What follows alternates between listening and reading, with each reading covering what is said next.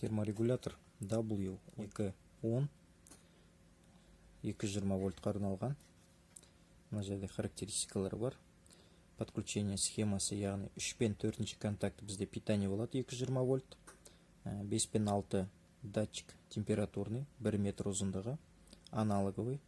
1 мен 2 клемаға біздер реле, яғни бұл жерге нагрузка қосылады. Біздің жағдайымызда лампочка. Енді программирование келген жағдайда,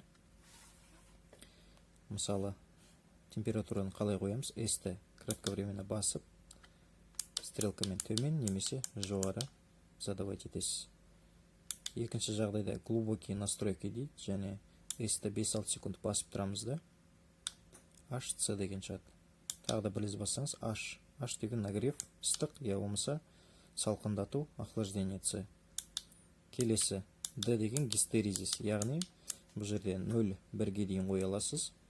Мысалы, айтқан жағдайда инкубаторға 37-де 8-ге қойсаңыз, бұл 37-де 8-ге барып өшетті терморегулятор, 37-де 7-де қайтадан қосылады, 0-1 қойған жағдайда. Ал енді 1 градусқа қойсаңыз, мысалы, температураны 38-ге қойып, 38-де терморегулятор өшеді, 37-де қайтадан қосылады. Осындай. Есті қайтадан басып тұрамыз. D, келесі LS, бұл ең төменгі температура минус 50-ге дейін жұмыс істейді. H, S 110 градусқа дейін жұмыс істейді. P, U деген режим ожидания включения, яғни в минутах дейді, ожидание. Исполнительный нагревателімізге 1 минут берсек, мысалы 1 минут тоқтап барып, бірақ қосылады. 2 минут я болмаса.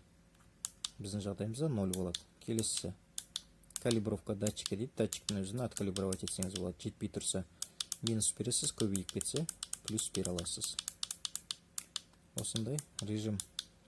Бұл да на заводские настройка режим таймері болып саналады. Жұмыс уақытысы. Осындай өз автоматический ауат, немесе S-ті өшіру кнопкасын бассаңыз настраиваться етіледі. Тағы да қайтадан температураны қалай қоямыз? S-ті басамыз, көбейтеміз. Мысалы, қазір біз настройка жасаймыз лампочканы қосуға. Мысалы, бізде 28 градус температураны 31-ге бердік дедік. Яғни S-ті басамызда H-қа қоямыз, біздің лампочкамыз жанды. Мысалы, қазір біздің жағдайда температурамыз 31-ге жеткен кезде біздің лампочкамыз өшу қажет.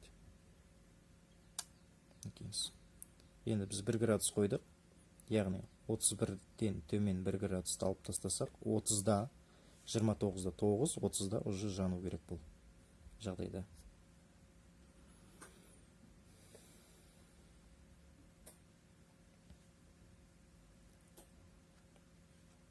Енді подключениясына келген жағдайда, мысалы 3 пен 4-ке питание бердік, 220 вольт, мына жерде көк пен қара. Осыдан 2 провод алдық та, мысалы, біреуін екінші контактіге перемычка бердік. Екеуін қазір мен сіздер көрсетем. Мысалы, міне қызыл линиясы бар, полоскасы, мына жерге перемычка бердік. Осыдан ары қарай лампочканың екінші проводын алып кетеміз. Ал лампочканың бір проводы мынадан прямой барады. Схема подключениясы сондай болады. Бізде қазір 30-да 8 болды. Біздің жағдайымызда бұл жерде 30-дан төмен түскен кезде, яғни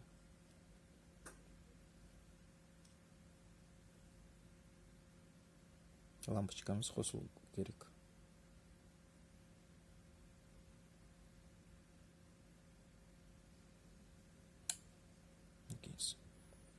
Енді